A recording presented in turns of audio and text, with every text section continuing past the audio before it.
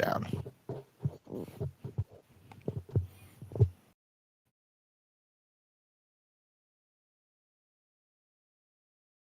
Yep.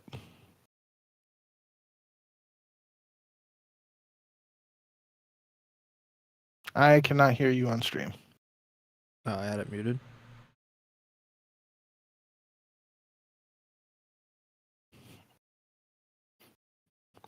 I think I see Lauren's hand. Oh, no. Lauren's just sitting right behind you. I was going to say, I can see her hand in the mirror if she doesn't want to be seen.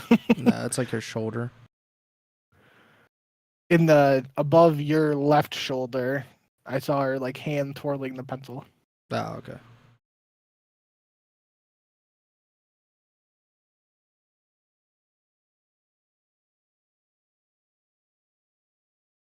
Testing 1 2 3 1 2 3. Testing 1 2 3 1 2 3.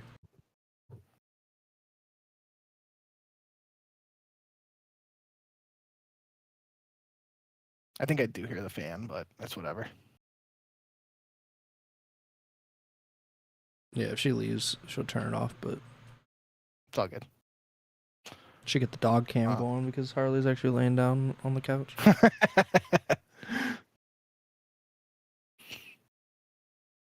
I'm gonna number these real quick so I can make sure I find it. It's like no. What are we doing? Just like talk about Simp first, and then go to like HyDra. Oh yeah, I wanted the separated, but I just kept it by date. Yeah, I know. I'll keep it in the same order. I'll just like put a number by it so I know like where to look afterward. Let's see. So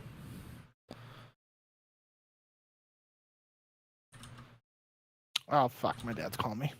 all right.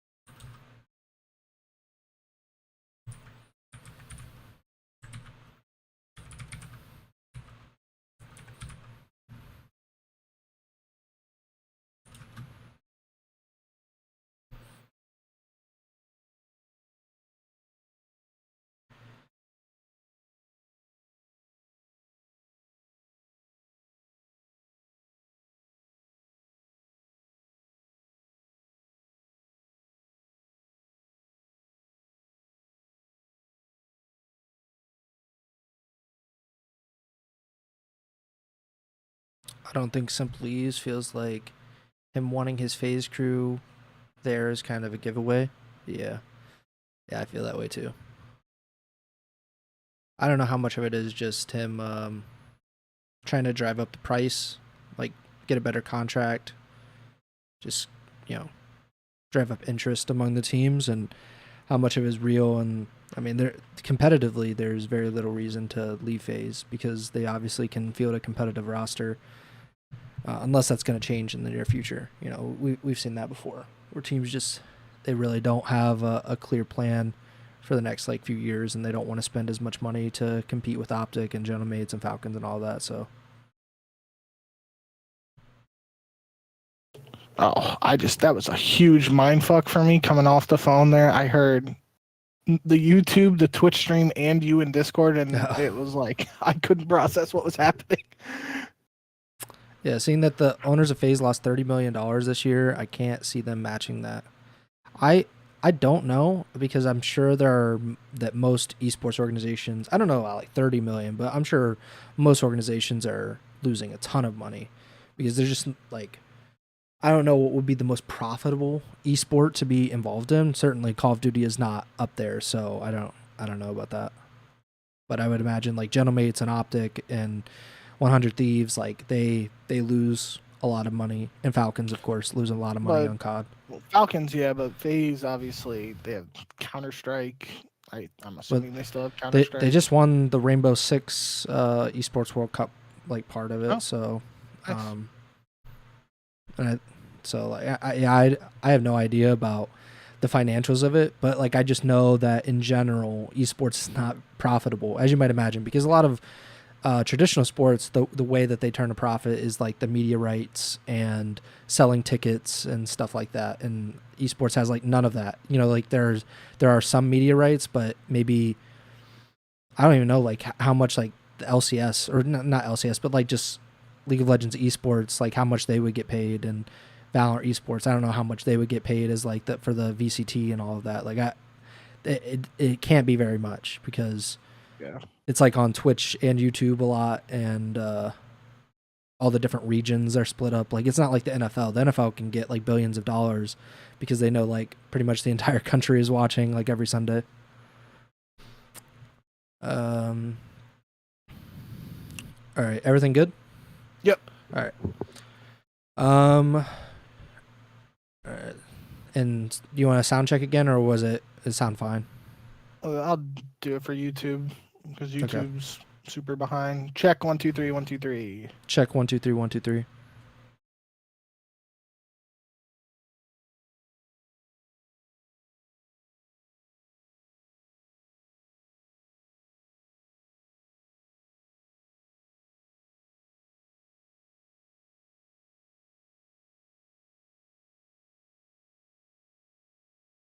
Yeah, we're good on YouTube. I don't know why. I feel like the delay is longer than usual. I even refreshed before we just did that, and it like just happened on YouTube.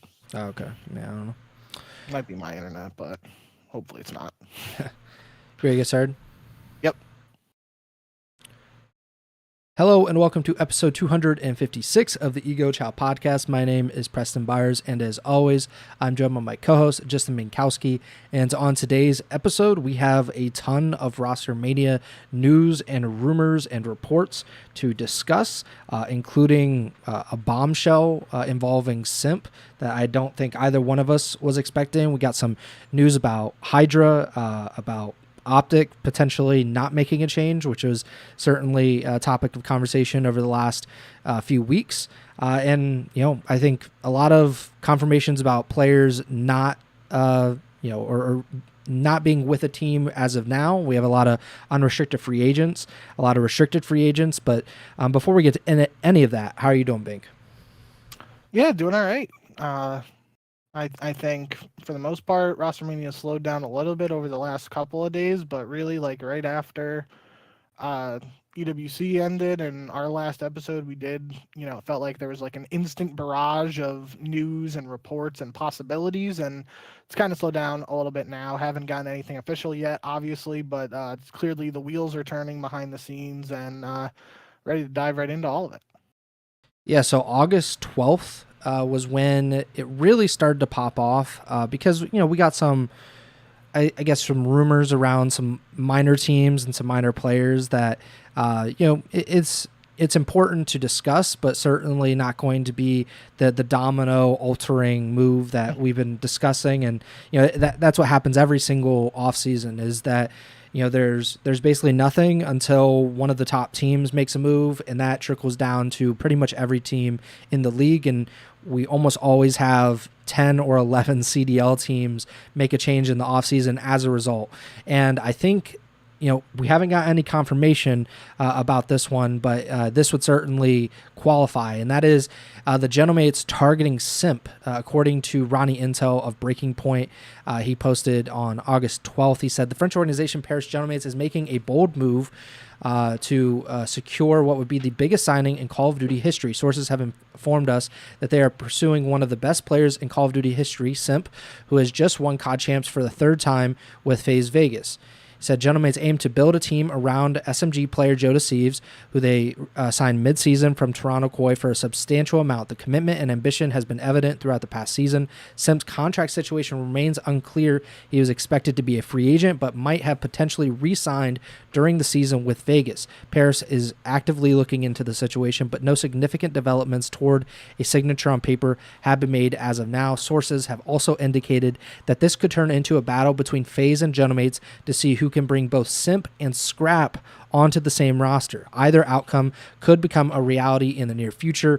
And then they said one thing is certain, Simp would not consider leaving without his current coaching staff containing Crowder, RJ, and Fisher. This would present another challenge for mates to overcome if they can convince Simp to sign. So right off the bat, that is incredibly exciting news if you're a Gentlemates fan that this could be happening. Of course, we've focused a lot on the potential of HyDra, a French player joining the French organization in Gentlemates, but this is, and I mean that still might happen because I saw things that people were saying, hey, maybe HyDra goes with Simp, and I think that there are a lot of different ways to talk about this, and I'm sure we'll break down kind of every variation of what we've heard about what Gentlemates might be doing this offseason. But just off of the bat, let's start here. What's your reaction to Simp potentially leaving FAZE after all of these years and potentially landing with the Paris Gentlemates? It certainly was unexpected and not, anything close to being on my radar. Especially after they just won champs, like we've talked about it, feels like a ton in recent episodes where like the only team that wasn't forced to make a change after champs to make a change was that NYSL team moving on from Priesta, and like that would mean Simp would be the second time it would happen ever outside of like the 4v4 to 5v5 switch or whatever. So it would be absolutely unprecedented regardless of the actual player involved being Simp and the MVP caliber player he is and everything he's meant to FAZE over all these years. I really can't see it happening, especially that like nugget at the end of the Ronnie Intel report of the coaching staff having to come with him. Like I feel like the contract situation is interesting because that makes me like, even I've listened to like Ben J talk about it. Zuma hasn't been as like clear cut on the contract, but it seems like to me from what I've heard from Ben J that like even he doesn't know what the contract situation is now, whether that's like him purposely not saying anything or actually not knowing, that's up for debate obviously, but I feel like he would have been like the type of person to be like, no, Simp's under contract, guys, like pump the brakes on this, or he would have been like, yeah, he actually is a free agent if he knew it. So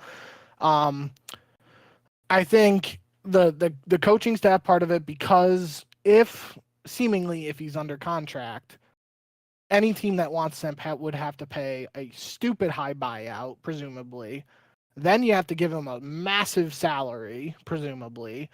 And then you have to pay for the buyout for the coaches and the coaches' salaries. Like that, we're talking about a multi-million-dollar acquisition here, no matter how you look at it. Like, even if I guess maybe not. Like maybe there's a world where like the Simp, like let's just say Simp's buyout is like 200,000. What I think it'd be even more than that. Yeah. He gets like a 500,000 salary. Like these are like very bare bones numbers here. And then I would assume the coaches are all over $100,000. Maybe even Crowder is more. Like that's getting you to 1 million like very easily. So maybe multi-million was a push, but it's an over 7-figure acquisition to get Simp plus the coaching staff if you are interested in acquiring his services from FAZE. So that's why it makes me think it's not necessarily very likely. I mean the names that were floating around when this happened, that whole the thing I was texting you about, I think Octane was the one who said it, like Simp, Joe, HyDra, and Scrap with Simp on the flex, like that would have to be the best team talent wise assembled in recent years, and then depending on how they would perform, possibly ever. Like that would just be insane to watch it actually play out if it happened. I mean, selfishly, I hope it does happen. I realistically don't think it happens because that's just so expensive, presumably, that it would be ridiculous for any team to actually pull it off. But stranger things have happened before in Call of Duty, so I think in a nutshell, I was very surprised by the Simp stuff. I still, I can't really imagine him just not being on FAZE just because that's really all we've known outside of his early days with E United. But like in the CDL era, obviously he's always been on FAZE, so it would certainly be a big shock. But I think it's possible that the other angle to this is Simp's agent or whoever he's got representing him or whatnot is like trying to get him more money from FAZE and is like, this guy just won MVP, the champs, like just won champs, like he's freaking nasty, like you guys want him, and like teams are like, yeah, we want him, and then the reports are coming out like these other teams are interested in him, and FAZE is like hitting the panic button. So I think that's more likely what's going on behind the scenes. Obviously, I have no inside information to what that is, but that's just my gut reaction. But obviously, this is just like must watch number one priority in RosterMania right now, even eclipsing the HyDra and Scrap stuff, in my opinion, because we know HyDra and Scrap are free agents right now. That's been well documented.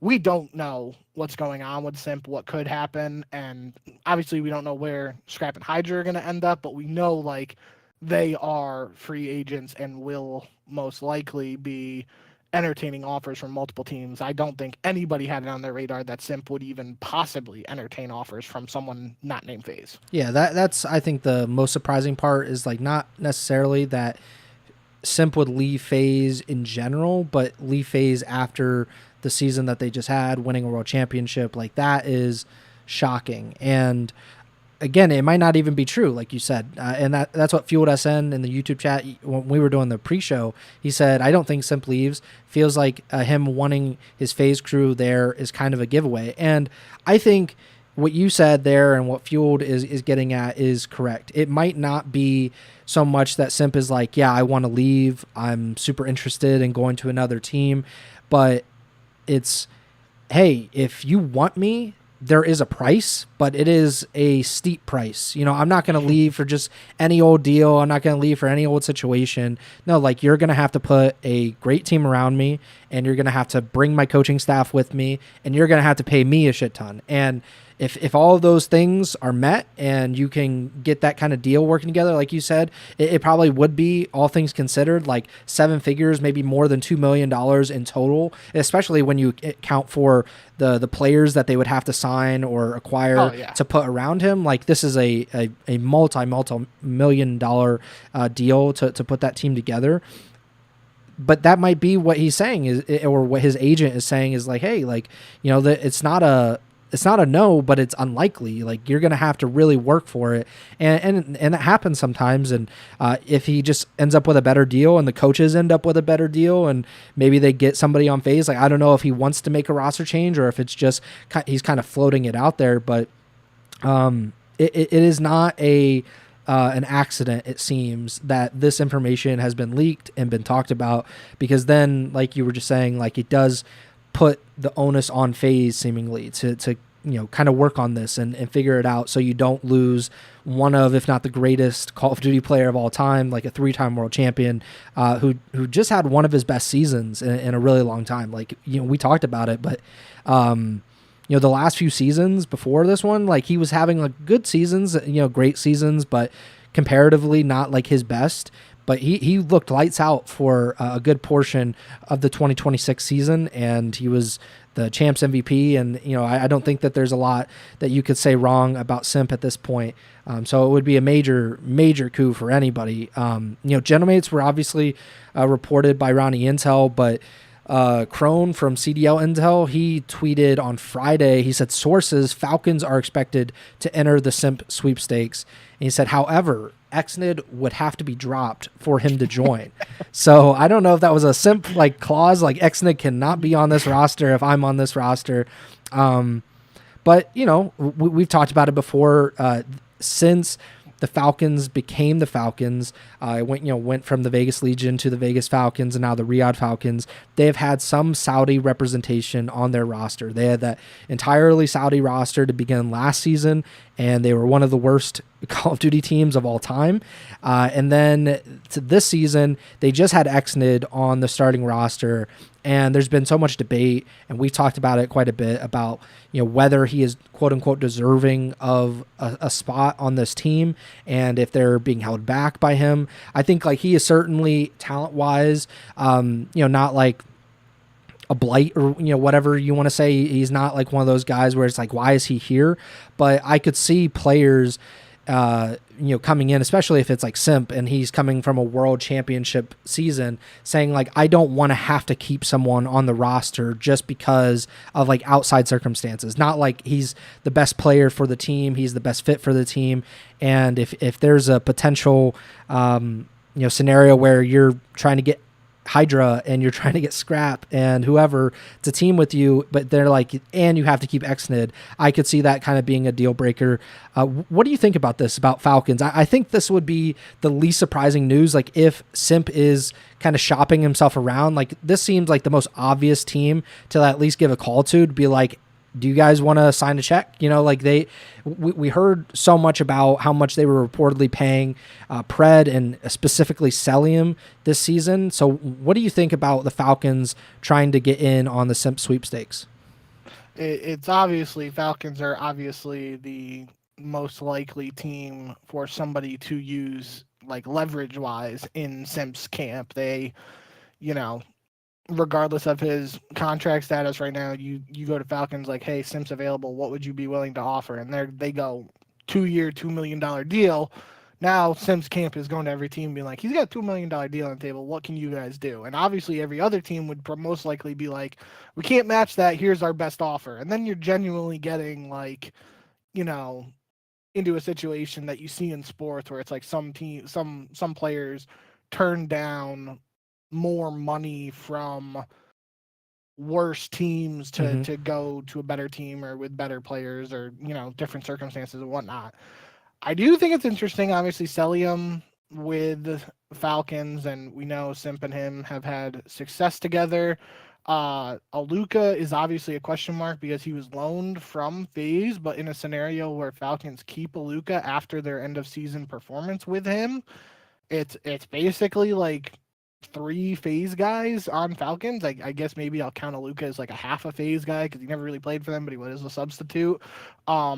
So like in an alternate universe, there could have been a world where it's like, yeah, Simp, Celium, and Aluka are playing together on FaZe, and now it's like possibly are they going to play together on Falcons? So I do think it's interesting.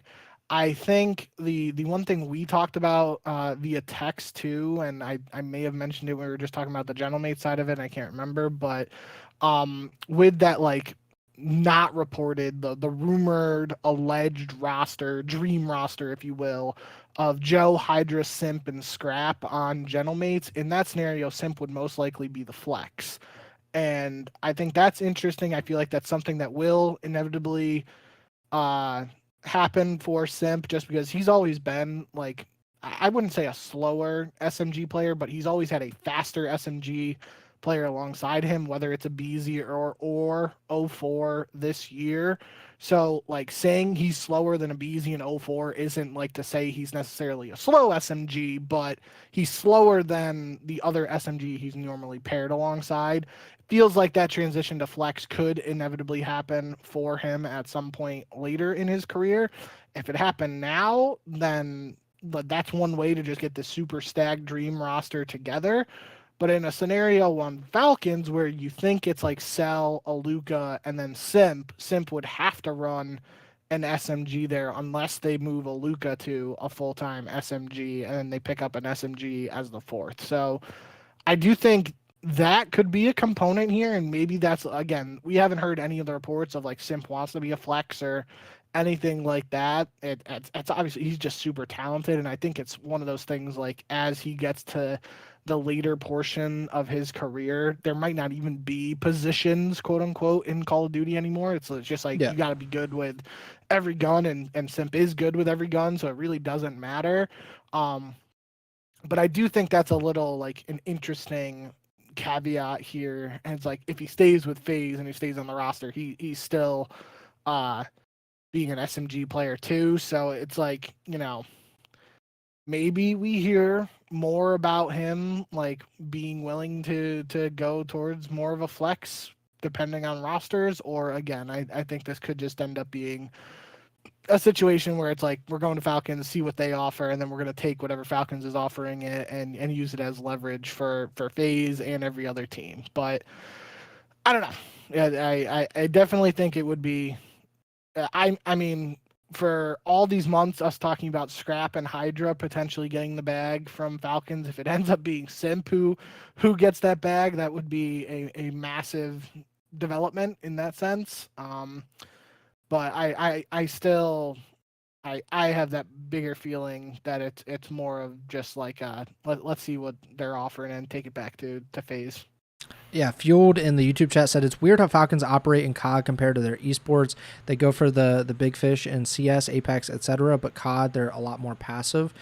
They certainly, I think they paid like Nico a ton of money. It was like multi-million-dollar buyout and everything in CS, but they're pretty aggressive, all things considered, for Call of Duty. I would say, especially if you think about like they for whatever reason were committed to their all Saudi roster for the 2025 season. Obviously that didn't work out and they abandoned it mid-season. They ended up getting like Pred and those guys near the end of the year.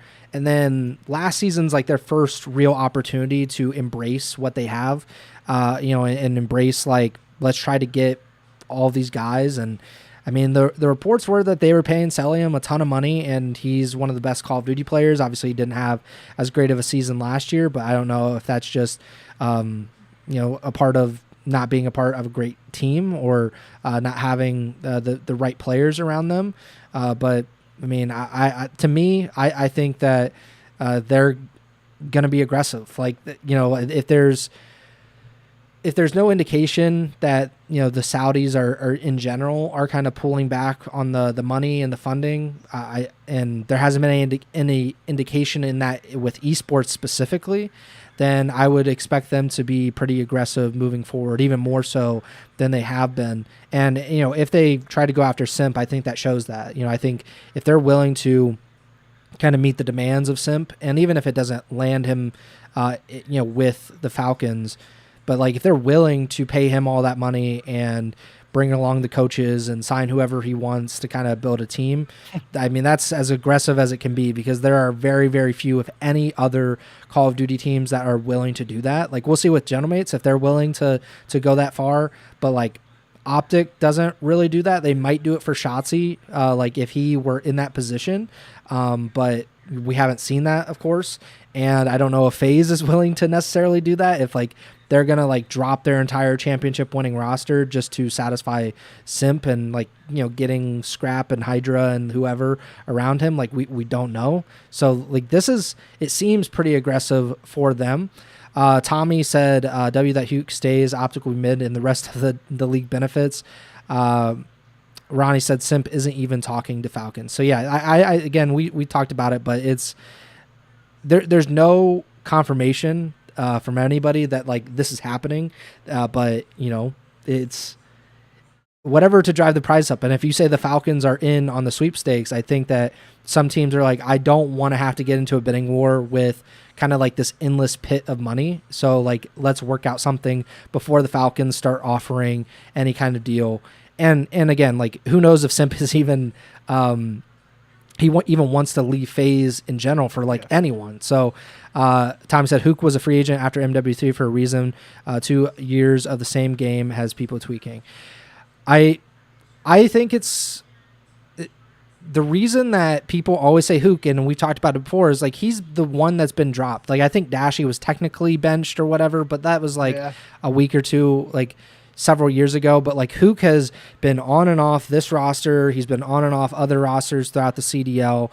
And once you've been dropped once, it just makes it a lot easier. If you certainly have been dropped twice, it just makes it a lot more easier to kind of move you around the roster. So I think that's always why Huke is going to get brought up. And I don't think he had his best grand finals. And of course, that's always going to be a point of conversation considering how poorly OpTic did in those grand finals compared to like the rest of the season. So anything else on, I should also say on the Falcons part that, so Zuma had a guy on his stream and he was, talking about his, he was his source, quote unquote.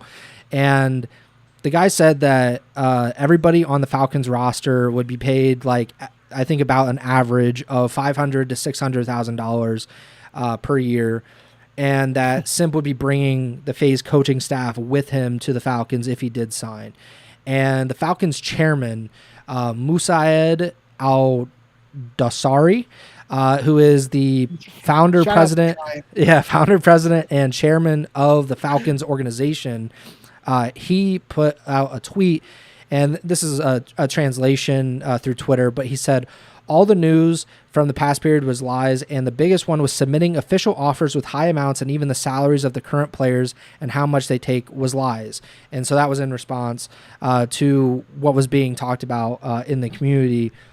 Anything else on Falcons? Like, obviously, like it was said in the YouTube chat, this is kind of all hearsay. Like, I trust Crone when he says like they're in on the sweepstakes, but that doesn't really clarify how in, like to what extent, what that actually means.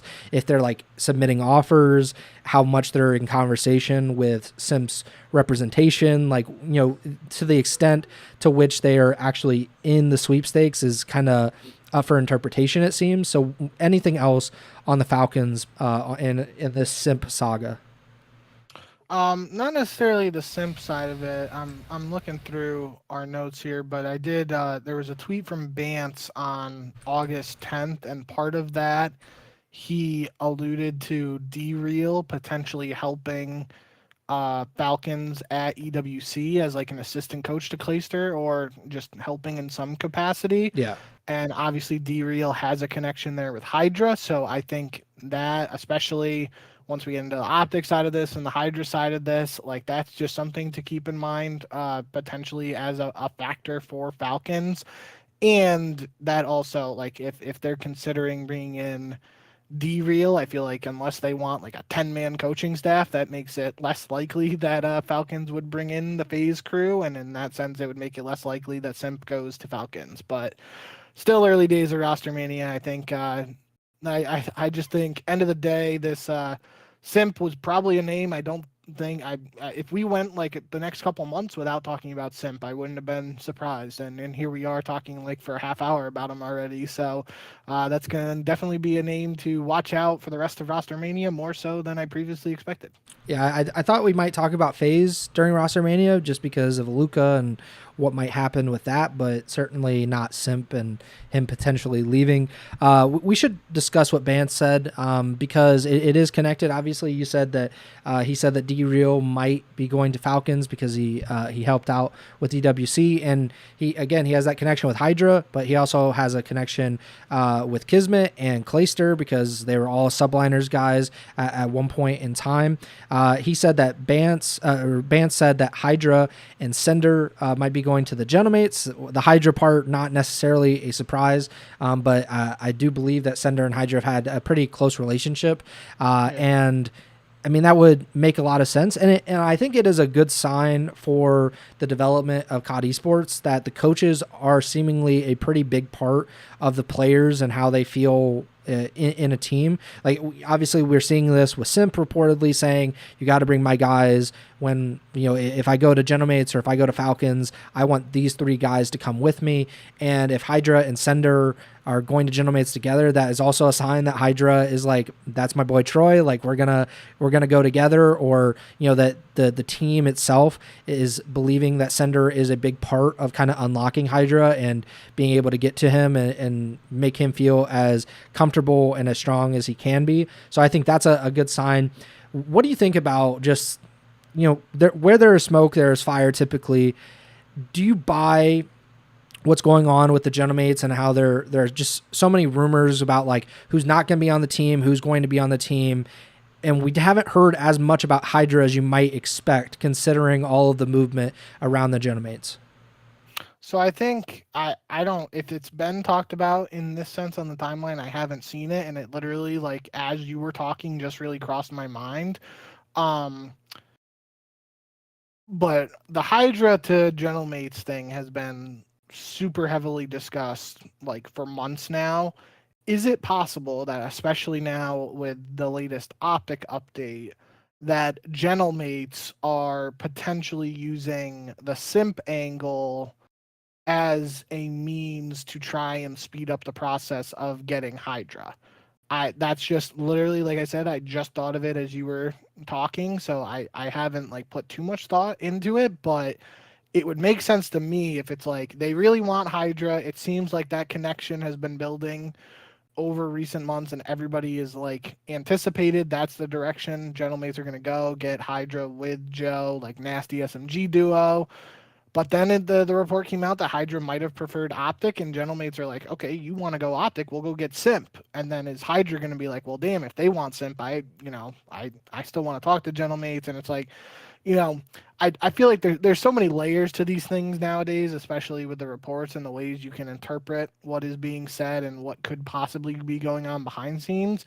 It really could just be as black and white as Gentlemates wants HYDRA and they also want Simp. So um I'm not really sure exactly what all this means. I mean, obviously, if it feels like the HYDRA is destined almost to end up on Gentlemates, but I do think the sender portion of it is, I don't think interesting is really the right word to say, but like you mentioned, like HYDRA and Sender have had some success together, so the connection and him wanting to continue playing for him does make sense to me. And Fueled in the YouTube chat, he said, I think people are overthinking the reports, like how HYDRA preferred designation is OpTic and Gentlemates are targeting Simp. Doesn't mean it's actually happening. Feel like Sender should be considered for a head coaching job. No. And so we should talk about that because there was another Ronnie Intel report. This was a little bit before the Simp stuff. So this was August 10th, so last Saturday. He said, last Monday, the French phenom HYDRA is poised to become a free agent this upcoming offseason after a disappointing season with LAT, where the team only secured one event win, blah, blah, blah. This leaves the roster's future uncertain. As a free agent, HYDRA has numerous opportunities ahead of him. Sources indicate that his preferred destination would be OpTic Texas should they decide to make changes. However, after recently winning the Esports World Cup, that move now seems less likely, though still not impossible. OpTic has previously opted against signing HYDRA. Will they pass on him for a third time? He said, on the other hand, there are Gentlemates, the organization representing his home country of France. He said it would seem logical for this move to happen. However, HYDRA is focused on securing the best deal and roster before making any emotional decisions. LAT would like to retain HYDRA, but it appears they've already accepted that he is most likely moving on. And then at the very end, he said, don't count out the Falcons. While they may not offer the strongest roster, if they stick to their strategy of including Exnid, they can certainly provide the best salary package for any superstar. So that goes to what Fueled was saying in the YouTube chat, that, saying that, obviously this is just one report and a lot would seemingly, potentially have changed in the time since then. But saying HYDRA's preferred destination is OpTic, I mean, I think a lot of teams would prefer to go to OpTic because, competitive salary, competitive team, very large fan base. That gets you certainly the most popularity. Like if you stream, that's a bigger audience that is tuning into you than they probably would if you stick to one of these other CDL teams. But OpTic has to make a move, right? Like it's contingent on them changing up a roster that went to every grand finals this season and came away with the EWC title at the end of it.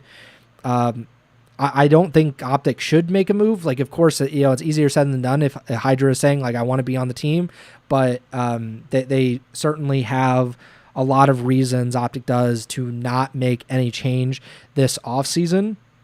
How do you feel about, that kind of phrasing, that, like, his preferred destination is OpTic here, talking about HYDRA? The most interesting part to me was the emotional decisions aspect of it, and you hear stories about that in real sports, especially guys who've like Derek Jeter is one guy like that comes to mind obviously for me, where it's like it felt like he was always going to be a Yankee, but some of his contract negotiations weren't the cleanest, and it was like it felt like the Yankees front office may have like leveraged that against him and be like, well, you're gonna end up signing here. We're not gonna give you like A-Rod type money because we know you're gonna not leave. And it's like, well, he still wanted a ton of money because he's the caliber player he is. Blah blah blah.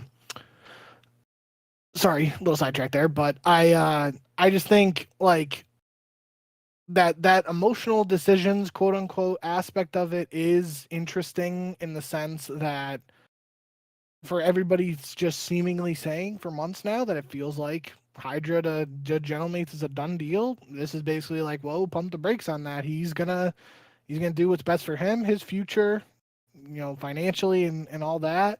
And it might not be as cut and dry as just HYDRA's going to Gentlemates no matter what. So that's how I interpreted it, at least. Well, and all of these reports, in some shape or form, are put out. And I'm not saying like by Ronnie Intel specifically, but they are leaked to Ronnie Intel or to Crone for a reason. What that reason is always kind of like up for debate.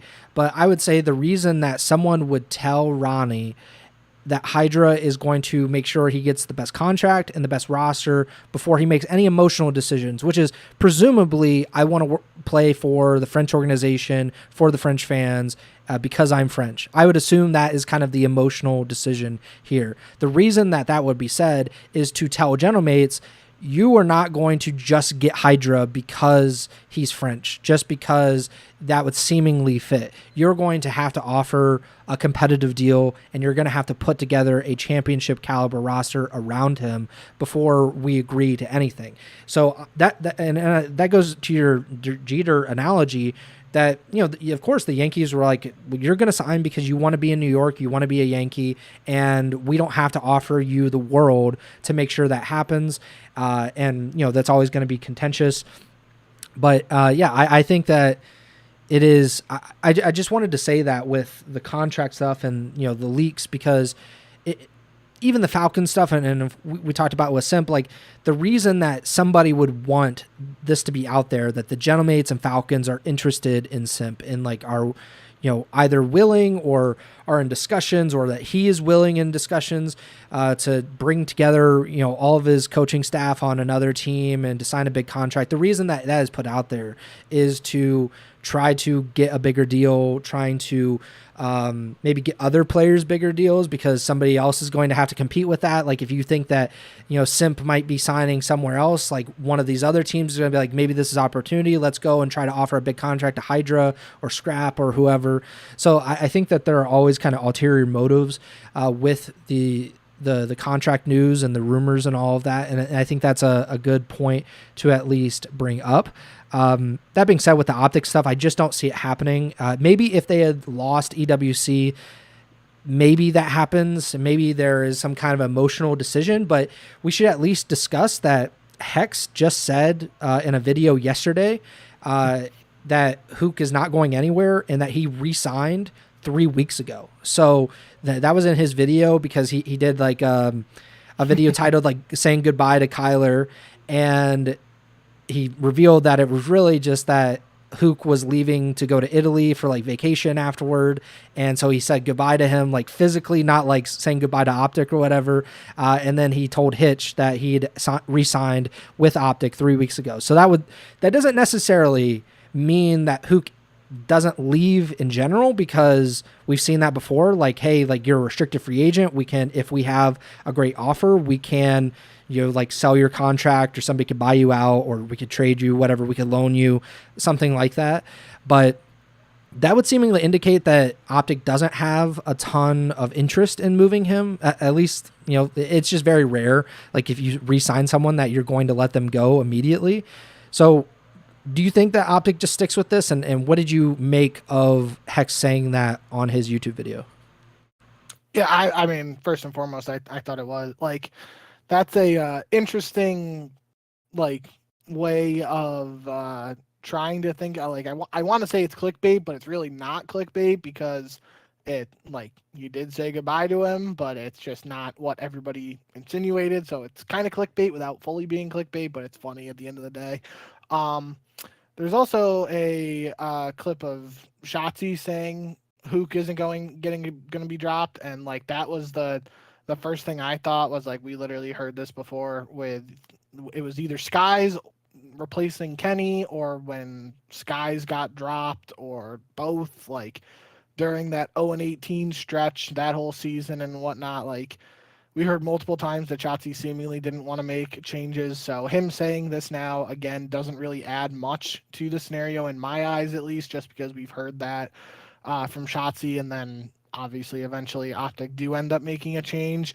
Hearing it from Hex is a little more convincing in my eyes that, you know, it at least seems like they aren't going to make a change, but you know, at the end of the day, Hex is a pretty good entertainer, and it would be kind of like a Giga Brain 5-head move from like a content perspective if he's like, you know, throwing a smoke screen out right now saying, yeah, we signed Huke 3 weeks ago, we're not making any changes, and then a month from now there's some like process video or whatever, and they do their whole thing where there's just the empty chair at the end of the video, and then HyDra just sits down in an OpTic shirt. Like, I could see that happening from a pure like content perspective, and it would, you know, the internet would go nuts, and it would be a pretty cool moment. I think especially after winning EWC and just how well they played this entire season, it feels like to me that OpTic won't end up making a change. I think these recent statements, especially from Hex, further add to that and make me feel more certain that they won't. But like I think I did a pretty decent job of throwing out a potential example where, you know, I wouldn't say it's 100% that OpTic aren't making a change, but I feel like, you know, it's probably like in the 92% range right now, and things could change, especially like if there's some scenario where the market for HYDRA is just like, you know, dying down. If OpTic can get him for a steal, like, and he's already said he wants to go to OpTic swoop in at the last minute and get him for quote unquote relatively cheap compared to what people might anticipate he was fetching on the open market. Like I could see it potentially happening, but I don't think it's super likely at this point. Rickus Morty's in the Twitch chat said, I think Merc and Dashy might have a say on the whole HYDRA thing. I think right now Hex thinks Huke ain't leaving, but I have a feeling Merc and Dashy will make a push for HYDRA at some point. If Dashy and Merc walk into Hex's office tomorrow and says they want to make a change, what do you think Hex says then? I think Hex would make a change if the team wanted to, but I don't think that there's a clear indication that they actually do want to. And I think that it might be different. It was like Mercules having these kind of performances, or like, you know, like that is kind of overstating it, but like being the guy that people seem to think is the weak link of the team. If that was Mercules, who just joined the team like a little bit over a year ago, I could see it being more of a likelihood necessarily, but like I just think they have like a personal connection with Huke. And I will say that, you know, I know Hex said this, and I think that this is becoming a thing. There seems to be some belief that the PCs were involved in the champs loss, and I think that is like, if OpTic is considering that in any shape or form, I think that is a massive mistake. That doesn't necessarily mean that you need to make a change because of, you know, the loss or whatever. But I don't think that it is smart to believe that the PCs played a major factor in losing the champs grand finals to FAZE, because what is the excuse for the other grand finals losses then? Like, so the PCs were just fine through the winners bracket for every other tournament, except, but then you get to grand finals and then the PCs start acting up, like, and that happened, like, it didn't happen every time because they beat LAT, but like it happened most of the time. Like I don't buy that, and I don't think that they should believe that. I don't think that Hex certainly should believe that. But that doesn't mean that I think they should make a roster change. I actually don't think they should make one. Even if HYDRA is available, you know, whatever that means necessarily, because like you said, like it's not going to be free. It's not like, you know, he's kind of like discounted and you can pick him up like buy one, get one free. You know, it's not that kind of deal. So, but I think it's interesting, and I enjoy the cope that OpTic fans have come up with, and I think the EWC win has kind of made it worse in some regards, because then they could say, well, look at, we beat FAZE when the computers weren't bad, even though, like, you know, everybody said the PCs were also really bad at EWC. So I just think that there is so much overthinking going on here with all these roster changes. Like we've seen it time and time again. The teams that have the best group of players are typically the most competitive. LAT is a great example of like that not coming to fruition, and FaZe in past years have. But like OpTic has one of the best Call of Duty rosters of all time, and I still believe that even if that Simp and HyDra and Scrap and Joe roster got together, like the current OpTic roster is still one of the best, and they would actually have a great shot at beating that Genomates roster. So.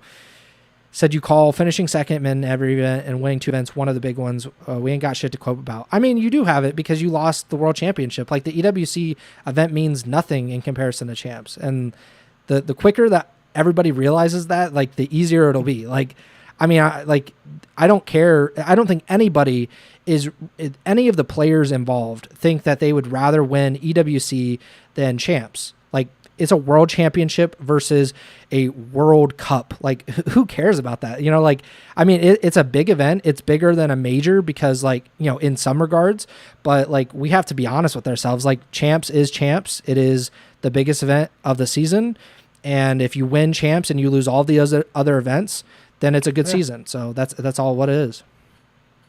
I mean, OpTic did that 2 years ago, or was that last year already? That was last year. Yeah, last year. And then they won EWC. But if they had lost EWC and they won champs, no one would be like upset about that. You know, they'd be like, I don't know why we couldn't win any other event, but that's all that. He said OpTic was still the best team in BO7. It has zero to do with Cope.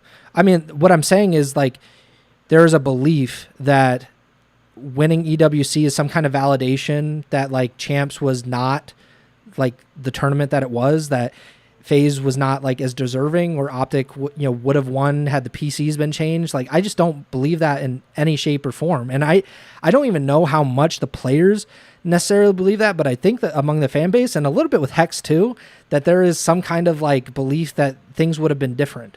So the OpTic roster is 3 for 4 in the biggest events in COD and finished second in the only one they didn't win. All right, but like the EWC thing doesn't matter. Like, you know, in the grand scheme of things, if Crim6 won every champs and lost every EWC, nobody would care that he lost all those EWC tournaments. They would just be like, well, he won all those champs. And I don't know how many EWC rings or medals or whatever any player has. I don't keep track, and I don't think most people do. Like, I know that Simp has 3. By OpTic and FaZe. Yeah, so I know that Simp has 3 world championships. I know that Shotzi has 3 world championships. Like, these are the things that actually matter. And I'm not saying like EWC is like worthless, but you know, when you're comparing it to the event right before it, like it does seem like a kind of an off-season tournament, not necessarily the culmination of anything. Let's talk about Genomates because they've been pretty interesting. Obviously, there's been the stuff about HyDra and potentially the French Phenom and the French organization teaming up, but yet Estriel. Of course, he came into the roster mid-season, late in the season, I should say, from G2 Minnesota. And he is currently under contract with the Genomates, but he announced earlier this week that he is exploring all his options and keeping an open mind what is next. So he is a restricted free agent officially. I think there's been some discussion because it seemed odd, like if you were going to get HyDra, that you would also have Estro and Joe on the team. Of course, Joe was added late in the season as well, and reportedly signed a long-term extension with the team. So Estro, Joe, and HyDra would not seemingly be the best fit necessarily, like those 3 players. But I think there was always consideration that maybe Estro would flex, and then you might be able to figure it out. I believe that Ghosty is also a unrestricted free agent, and Simp is reportedly not expected to return as well as Estro, and that is according to Ronnie Intel. So Sib. It's a Sib, not maybe we'll see Simp. But Sib, so the Sib and Estro part of it not returning, that is a report. Estro announced that he was restricted free agent, and obviously Ghosty announced unrestricted free agency. What do you think comes of this Genomates roster? Because I don't know if you've seen the RosterMania.com thing. You can like put together all of the CDL rosters, and I was trying to do it the other day, just kind of like off of vibes and feelings and reports, and I found it very difficult to figure out what Paris would do with this team, I think Joe is he's locked in. Like I have no doubt that Joe will start the season with the Gentlemates. But even if you sign HyDra, what do you think this roster looks like, considering Ghosty becoming an unrestricted free agent and Sib and Estriel seemingly being on the way out for Paris? So I think the Ghosty component of it is interesting because it felt like him just joining Gentlemates, he could have been on that like 1+1 or whatever the case may be. Yeah. I also think the AR market, or especially the main AR market, like is not as like heavily. I can't think of the word I'm trying to think of right now. There aren't a ton of big name players. Obviously, there's Scrap, but then it's like Ghosty and Rancor, and then like after that, it's like Skies, and it's like, yikes.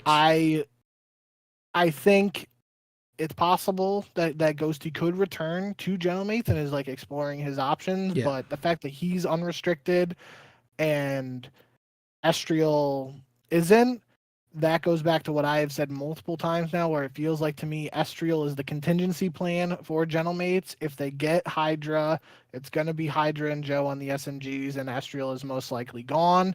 If they don't get HyDra, I could see Estriel sticking and being the SMG duo with Joe. There is that possibility of Estriel running the flex like you alluded to. I just think it's more likely we see him in an SMG role regardless of what team he's on, but that is a possibility. So yeah, I think Sib is a question mark too right now, just because I Sib's one of those guys you hear stuff from him and on the timeline when you least expect it, but otherwise it's kind of like all quiet on the Western Front from him. So I don't really know what's going on with Sib.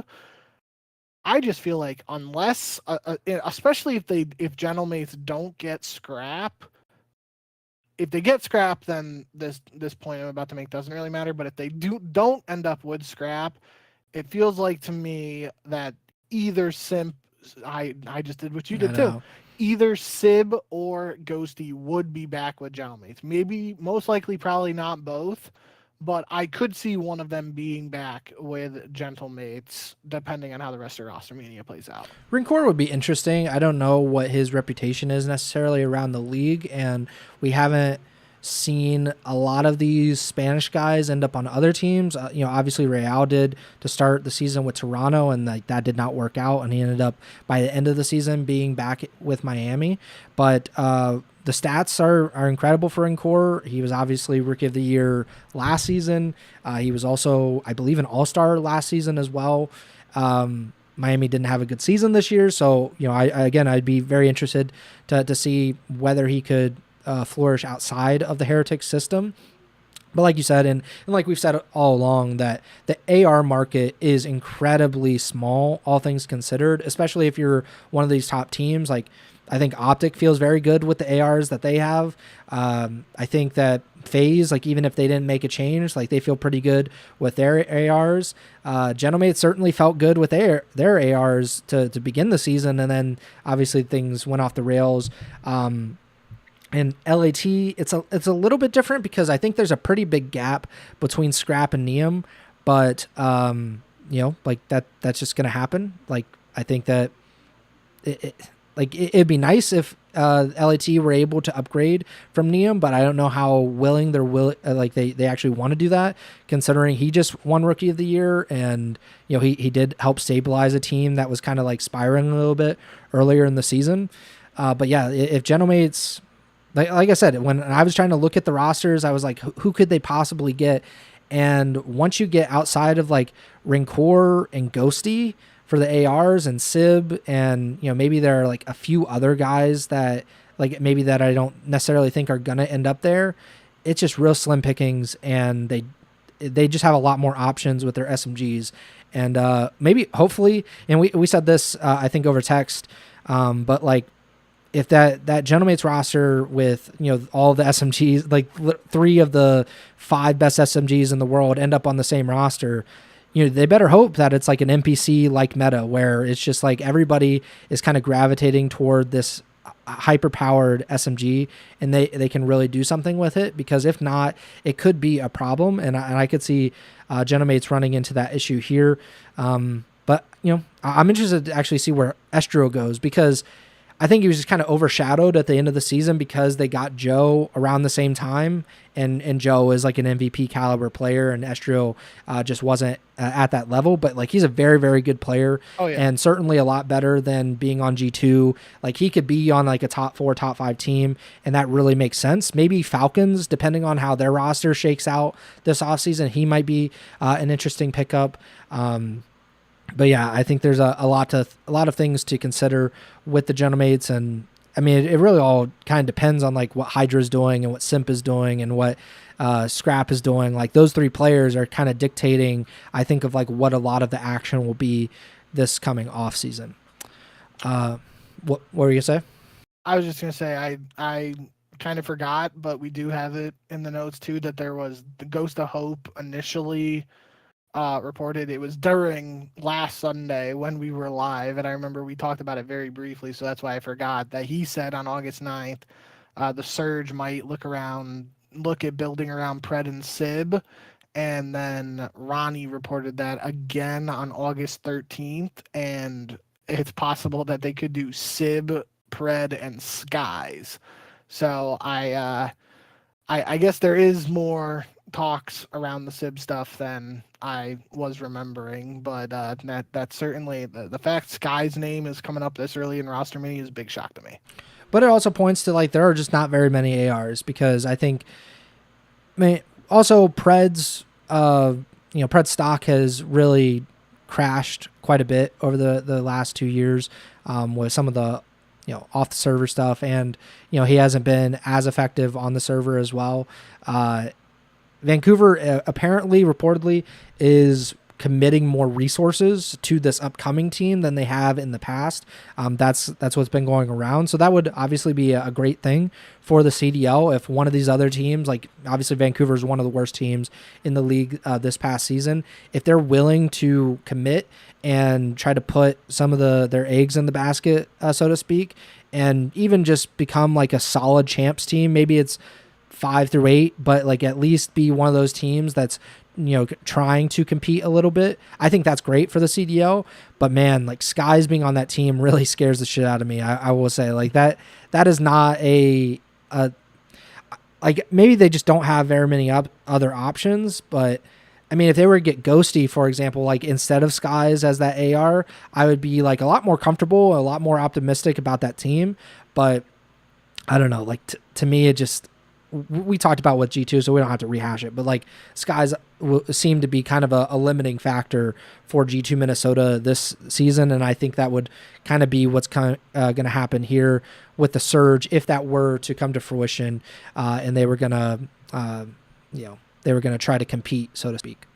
Rickus Morty said Skies is usually good at MW games. Skies 1-1 and was in the grand finals of the other last 2 MW titles at Champs. That was also several years ago, I should say. Like that, I think that it's not necessarily the game, but it's the time in between. And if he was relatively good and like he was like, I don't know, like a top 5 AR, then I'd feel a lot more comfortable. But like that just has not been the case, and he has not been very good for G2. He wasn't very good for OpTic. All things considered, I don't know how much of that to blame on him necessarily, but it wasn't great. He was also with Gorillas last year in that like cursed team for a little bit. So I don't have a lot of faith, even if it is an MW game. I don't have a lot of faith that he's going to be some kind of transformative player or be a good enough player for a team that certainly should have higher expectations if you're signing Pred and Sib to your team.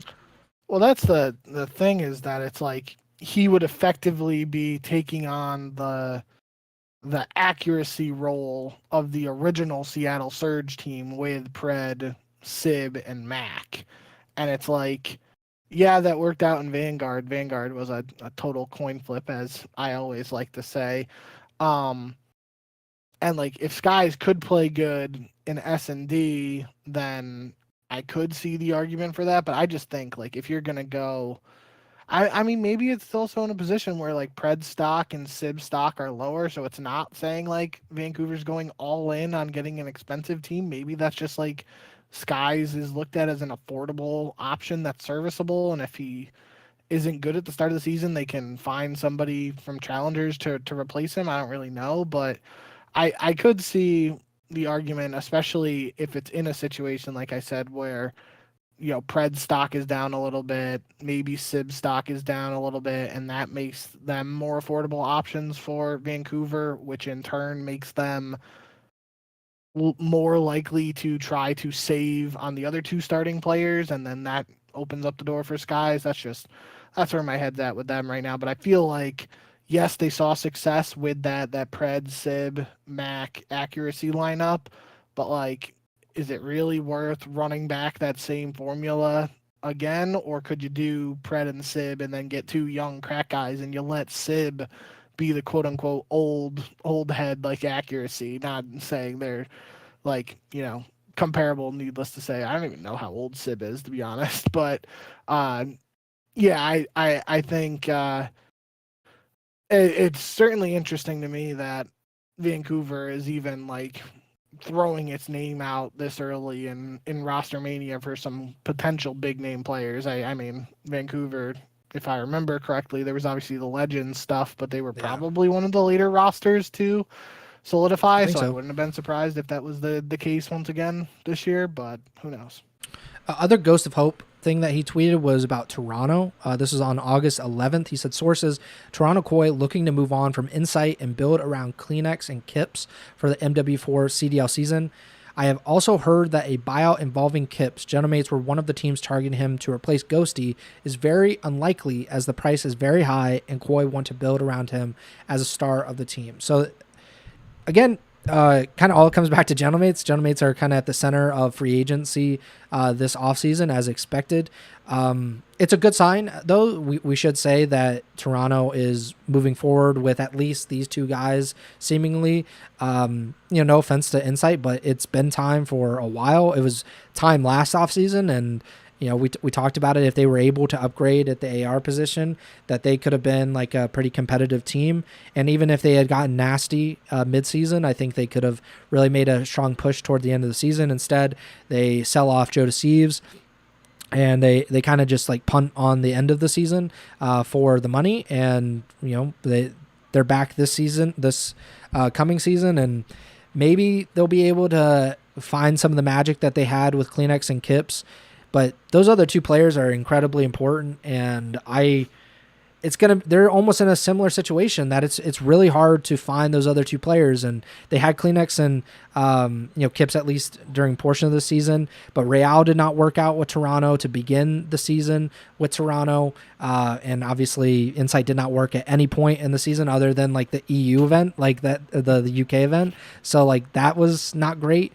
So I don't know what they are really capable of doing. They have never been a massive spender in free agency, but they also should have a bit of money to play with, considering they sold off Joe toward the end of the season. Yeah. So what do you think that Toronto does if they do lock down Kleenex and Kips for the upcoming season? If they do lock down, I think Kips is locked down no matter what. If they do keep Kleenex, I could see them going after guys like Ethan and DK.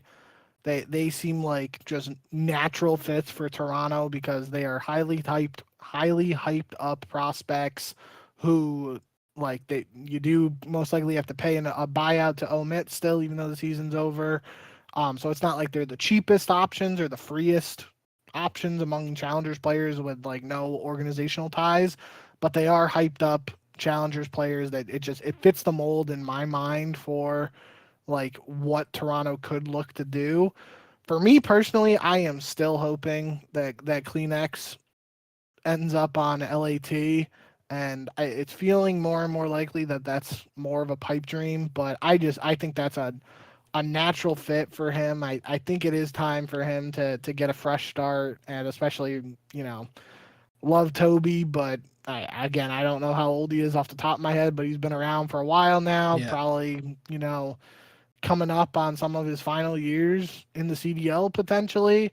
I would love for him to get a fresh start on an org like LAT, especially I think in a Kleenex and a BZ duo. Like a couple years ago, that would be the most feared SMG duo in the world. It might not be that case right now, but that's still pretty freaking nasty SMG duo. They would be super aggressive and in your face, and I would love to see that. So I think Kleenex has given everything he Yeah, could possibly give sure. to Toronto. If he gets a great offer from Toronto, he can't turn it down. I'll be super happy for him.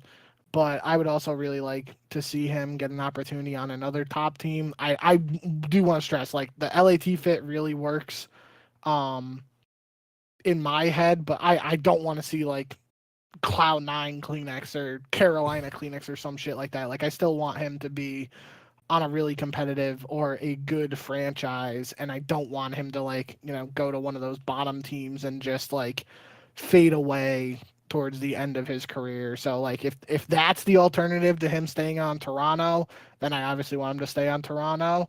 Um but I do think that's I mean, I still am not going to close the book on Insight coming back, because that's been Yeah. the Toronto way of business for all these years. Feel like Kleenex has never been the one to be the guy who tweets out like we're restricted free agents, but Insight always has, if I remember correctly. He's always the one tweeting that out like right away, fielding his offers, and then he ends up coming back. I could see that happening here again. I think it would be the most surprising it's ever been if he does start this upcoming season with Toronto, just because of, like you said, the way he performed outside of that European event. But I do think Kleenex is a bit of a question mark here, and that could dictate what direction Toronto goes in, because I mean, like you said, they're probably not going after the top guys.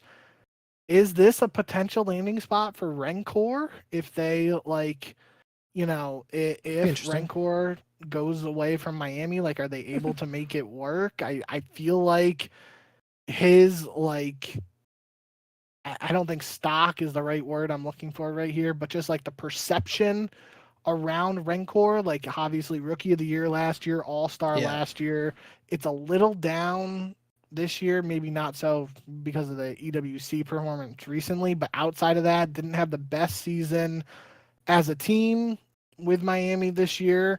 Does that create an opportunity where Toronto is able to um like make Rencor maybe more affordable than he might be? Or, I mean, obviously there's obviously the chance he just stays on Miami regardless. We saw last year though, Toronto targeted Real, so they have seemingly, like, that obviously didn't work out great for Toronto at the start of the year. It did lead to them getting kipped, so you could Yeah. argue that it worked out. But point being, we have seen Toronto being willing to go after a player like Real, who, English isn't necessarily their first language. Does that open the door? They target maybe Rencor or Super. I would think Rencor would be more likely because Kips is already seemingly the flex. And we know Kleenex obviously can be a flex, but is preferred in SMG, so you get a main AR like Rencor.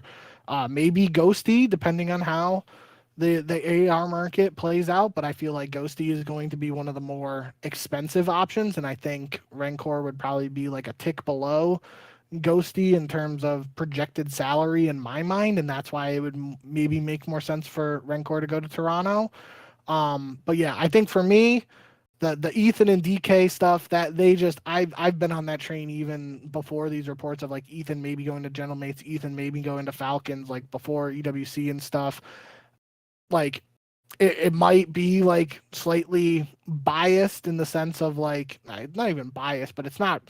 I was gonna say racist, but I'm not being racist when I say it, but like, Toronto's had that European connection Yeah. since the start of the CDL, and it feels like that's why, like, it just screams to me that DK and or Ethan could be good fits for Toronto.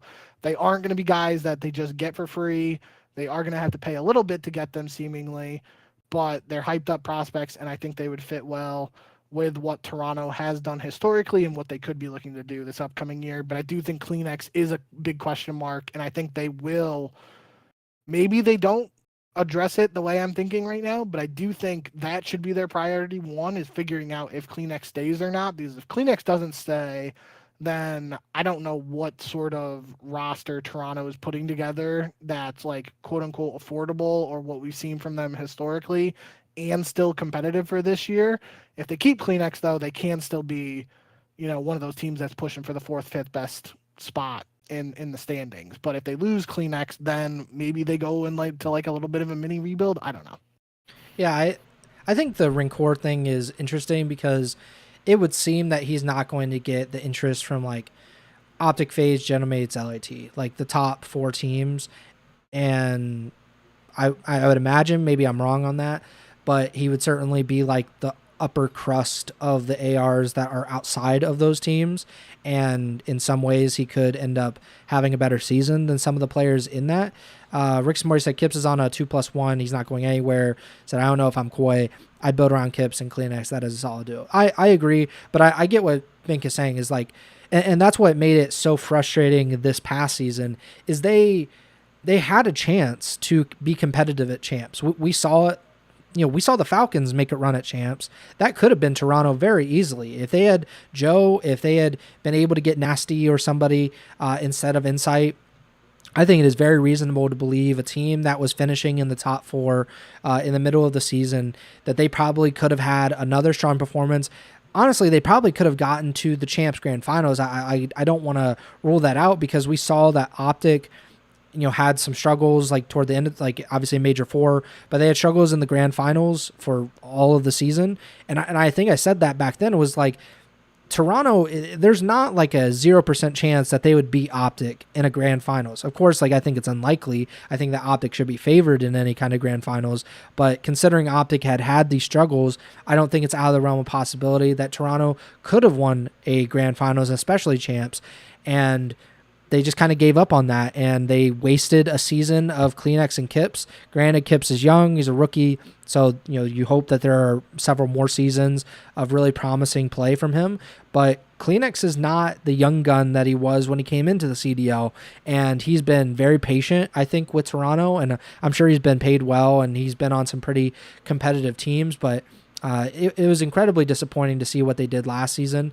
And in a traditional sport, for a team to do that, to kind of pull the plug and trade one of their best players, typically that would yield you some kind of draft picks or a young prospect that you can build around for the next season or 2 seasons from then.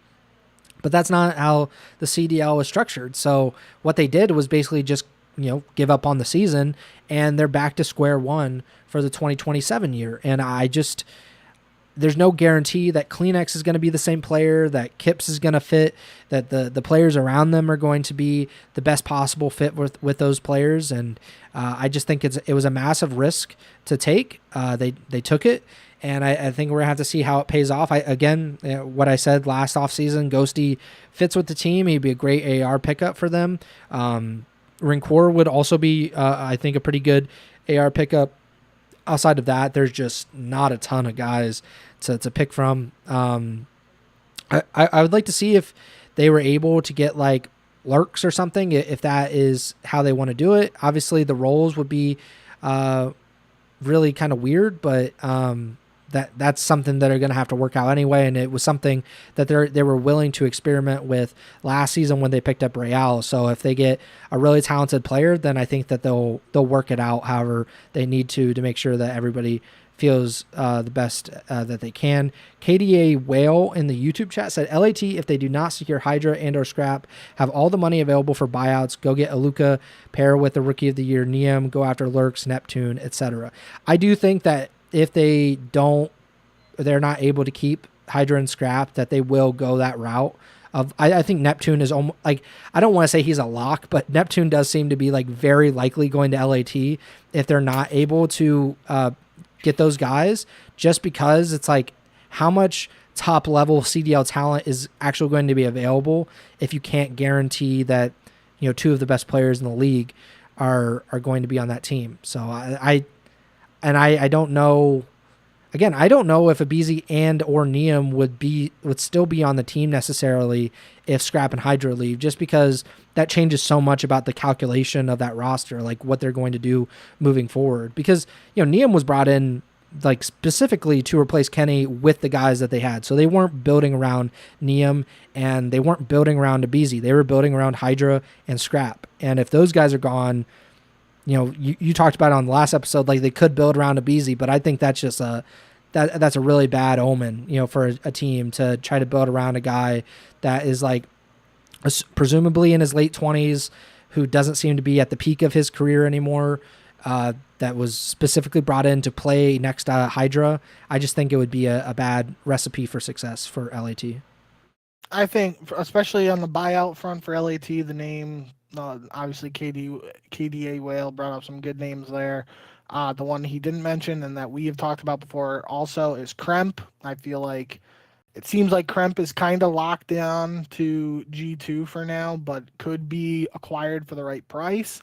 Kremp has previously played for LAT, so I could see them trying to get him back. The other thing there, just with Neptune in general, I don't know what's going to happen with him. I really don't know like how much damage this, the reports or rumors of him being a bad teammate or that whole saga from earlier this year. I don't know how much damage that did, and I mean I wouldn't be surprised completely if he was in Challengers to start next year. It would kind of be like the, wow, I like even there I was gonna say I can't believe this. Like I could believe it, so that's not really how I feel, but like it's not the most unsurprising thing if that's how it plays out. And especially with LAT, I'm not saying that like, they wouldn't go after Neptune because of some of the previous players, but obviously 100th LAT, they've had Envoy around, they've had Ghosty around. Those are two of the guys who did play with Neptune. I would be shocked if Nade didn't like pick up the phone and call Ghosty and Envoy and be like, hey, we might go after Neptune. What was the deal with all that shit that happened last season? And like at least inquire about what's going on there behind the scenes. So I don't know what's going to happen with Neptune in general. If everything's like water under the bridge and cleared, like a Neptune and Abizi SMG duo, I would like that a lot. I still, I obviously think that, I'm not saying that Abizi is close to retiring or anything, but like I alluded to with Kleenex, they're both guys who've been around for a while now, and it's like, if they're not retiring next year, it's going to happen at some point, and they are two guys, especially Kleenex and Abizi. I would like to see them play together. They're also guys who have been really fast SMGs their entire careers, and that just like that could have an impact on wear and tear on the hands and the wrists and all that stuff to the point where it's like, could that actually shorten their careers? I'm not saying that's what I believe or what I think, but it's like it's got to at least be a thought in the back of some people's minds. So I don't know. I do think LAT could go in a lot of different directions. It seems like from what we've heard though, like a lot of people are discounting HyDra going back. It doesn't seem like everybody's totally out on Scrap going back. It seems like he might get some offers that LAT can't match, but at the same time, that they could be a bit of a dark horse, and just Scrap's like reputation or like he would have the chance to be the face of the franchise. And I know it's easy to say this in my position when it's not actually my decision or me choosing between different offers and whatnot, but I personally would rather be the face of LAT than the face of the Falcons getting paid potentially like a couple $100,000 more. Again, easy for me to say that when I'm not staring down the actual dollar amounts and the contracts and whatnot, but like Scrap has an opportunity to become like the face of LAT, especially if HyDra leaves, and I don't know what sort of number you can put on that. The only thing I would say to that is if Falcons is willing to spend more on the team like around you, then you might be willing to be the face of the Falcons. If you can build a super team, if you don't feel like LAT is going to be able to replace HyDra with like a suitable replacement, I don't even know what a suitable replacement is for HyDra at this point. But like if you don't feel like your team is going to be as competitive next season with LAT, you feel like Falcons can compete and you get a bigger contract with Falcons, I think it could be worth it in the grand scheme of things. But that's a lot of assumptions, a lot of ifs, ands, and buts. So we have no idea how that's going to end up. I did want to bring up, we were just talking about Toronto a minute ago. Their owner, the CEO of Toronto Koi, Adam Adamou, he tweeted this last weekend, like right after EWC ended, and we didn't see it. I think we were already done with our show by the time they actually sent this out. But he said, that's official. That's the official end of our CDL season in 2026. Been a tough but productive year. Building a team involves a lot of things, some public and some not. To our fans, thank you for your support. To our detractors, I hope we can win you back. To the hate watchers, appreciate the engagement. Over the last few months, we've been in productive dialogue with the CDL. Based on those conversations, I think the league will be in a better place with MW4. The imbalance among some of the teams was structural more than anything. A healthier league will resolve those issues. At least I hope it does. We're now going to begin RosterMania with our eyes wide open and all options on the table. Excited for what comes next. Our key tenets are an exciting performative team, and an active social media presence with strong content and storytelling, and a live events schedule in Toronto that kicks ass. So that part about productive dialogue with the CDL, and that the league will be in a better place with MW4, and that the imbalance among some of the teams was structural more than anything. By structure, I assume like being willing to spend money would probably be some part of that structure, because it seemed like, at least for most of the bottom quarter of the league, that seemed to be a pretty big structural issue for them, specifically Cloud9, Carolina Royal Ravens. I don't think that Vancouver was really shelling out a ton of money last season. That seems to be kind of changing this coming season. But what do you think that is necessarily about? Because Toronto wasn't one of those teams, I would say. Like, of course, they did sell Joe DeCeves toward the end of the season. He was reportedly going to hit free agency this offseason, so it was kind of a pred situation that actually came to fruition. They were able to kind of get something back, get some money back for Joe before he signed. But what do you think this is all about, and what changes do you think could actually come of this? I'm not sure. I mean, I think it is noteworthy. I think this, I obviously don't know Adam Adamau or anything well, but I feel like he is just a name that over the last couple of years we've just heard from him quite often, and there was like the hoodie org stuff, typically not a good LAT, thing. But like I couldn't even tell you who the quote unquote owner / CEO of Vancouver is, or Carolina right now, or I've definitely heard more from Adam recently than Jack in terms of Cloud9 Jack in terms. That's also a good thing, I think.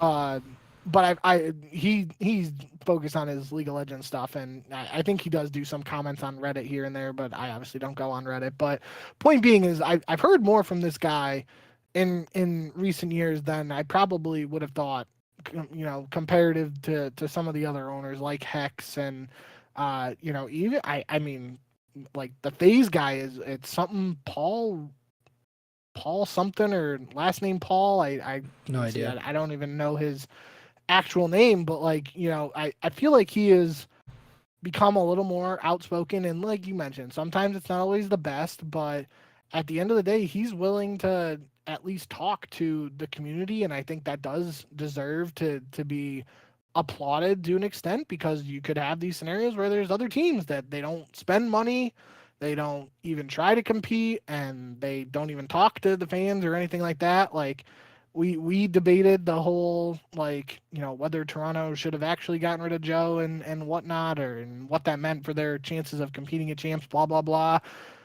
At least we're hearing from this guy, and we're hearing some stuff. Like, again, might not be the best, but end of the day, I think what's the adage there? Like, no such thing as bad PR, or any PR is good PR, whatever it is. Like, I don't know. Like, obviously, this guy's not going to come out here and say, yeah, all these other owners suck and the league sucks and it's all going downhill, blah blah blah. He's not going to say that.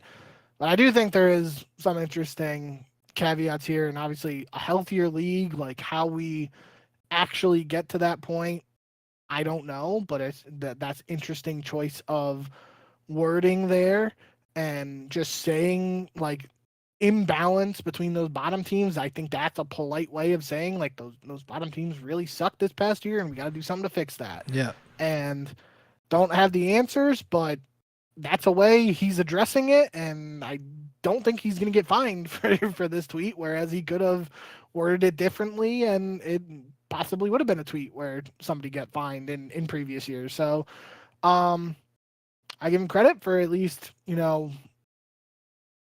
addressing different topics over the years, and here he's given us something without giving us much, in the sense that I don't know specifically what he's talking about, but I have a feeling maybe like before the next season starts, or maybe next season at some point, this will be another tweet that we circle back to.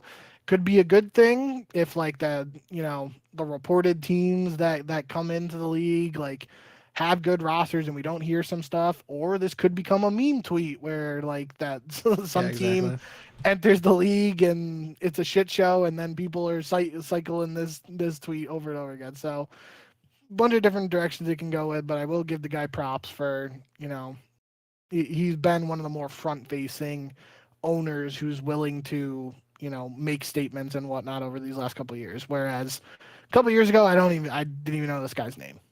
I would just say that the only structural changes that I can actually see being impactful for the CDL would be things that they really can't do or aren't likely to do. Like they can't do a salary cap. Like they're not allowed to because of antitrust.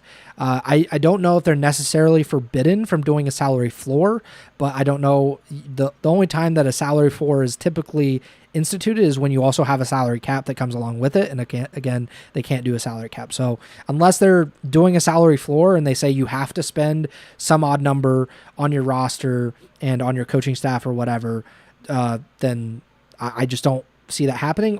And then the other part of it would be like you have to spend a certain amount of the league revenue that has been generated. So like obviously the teams get something. I don't know how much money they get, like revenue sharing or whatever, but maybe they have to like pay or they have to spend a portion of that amount that they get from the league on the team itself. I don't know if the league would do that, if they're allowed to do that, but like these are the things that those are the only things that I can think of that would lead to structural changes, because what we saw this past season, and this is not necessarily unique because we've seen this every single year in the CDL's history. I think we have seen teams that want it, that are going for it, and we have seen teams that don't want it and are not going for it. Obviously, the best example in the early stage of the CDL was the Paris Legion. They were not going for it at any point in time. Certainly, they got a little bit better toward the end when they signed Clayster and all of them, and Standy and that roster that nearly made champs. But that was nearly made champs. They were not competitive at all for the majority of their CDL stay. I would say that Cloud9 New York has not been going for it at all. Certainly more so like in their first season than this past season, because they were on a pretty low salary team, it seemed, to begin the season. They instantly dropped them and they brought in all challengers players and were reportedly paying them pennies, basically, at least compared to what they were paying and certainly what other teams were paying around the CDL.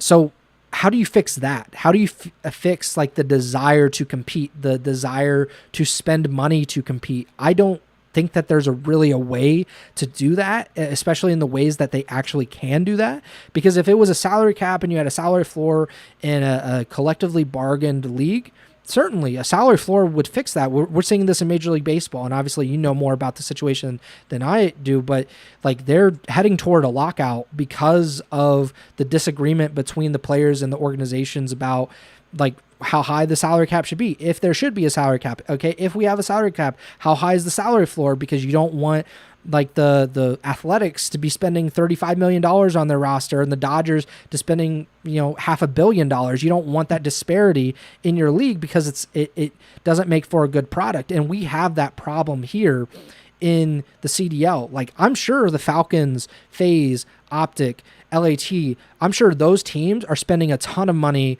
in comparison to Cloud9 New York and the Carolina Ravens.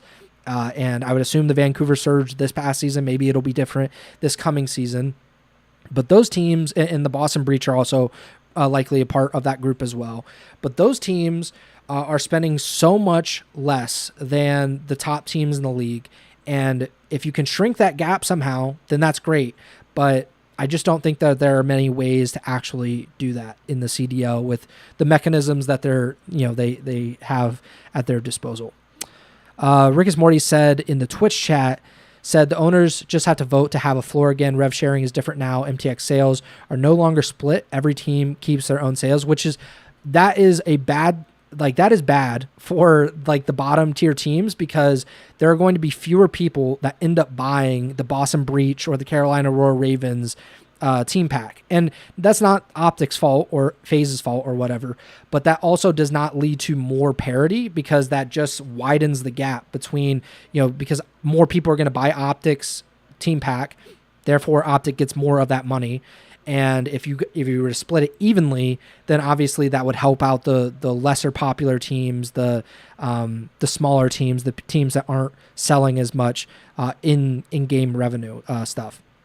It said the only rev split now is sponsorship deals. You don't need CBA for salary men. MLB doesn't need a salary cap. CDL just needs to move to a partnership league, and if teams don't pull their weight, you get rid of them. It's simple. It's actually not that complex.